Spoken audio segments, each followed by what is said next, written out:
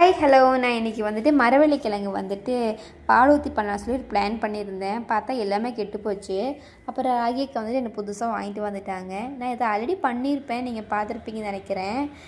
எனக்கு திரும்ப சாப்பிட்ணும் ஆசையாக இருந்துச்சு, அதனால தான். ஜீவாவுக்கு வந்துட்டு காய்ச்சல் கம்மியாகிடுச்சு. திங்கக்கிழமையிலேருந்து ஸ்கூலுக்கு கிளம்பிடுவான். அப்புறமேட்டு தேங்காய் பால், பெரிய வெங்காயம்லாம் கட் பண்ணி, சின்ன வெங்காயம்லாம் கட் பண்ணி ரெடி பண்ணி வச்சுட்டேன். இனிமேல் வெந்ததுக்கப்புறமா தாளிக்க வேண்டியது தான். பாருங்கள் எப்படி நல்லா கொல கொலன்னு வெந்துடுச்சு. இனிமேல் அதில் கடாயில் போட்டு நம்ம நல்லா மசிச்சு விட்டுறணும்.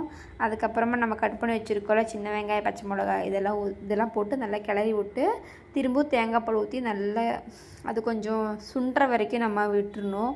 எங்கள் அம்மாவுக்கு வர பசி எடுத்துக்கிச்சு, வந்து கேட்குறாங்க ரெடி ஆயிடுச்சா இல்லையான்னு. அவ்வளோதான். இனிமேல் தாளிச்சிட்டு அதில் கொட்ட வேண்டியதுதான். அது அப்படியே நல்லா கெட்டி பதமாயிடும். சாப்பிட்டாலே அவ்வளோ ருசியாக இருக்கும். ட்ரை பண்ணி பாருங்கள். அவ்வளோதான் video. Bye bye, see you. அடுத்த வீடியோவில் பார்க்கலாம். டடாம்.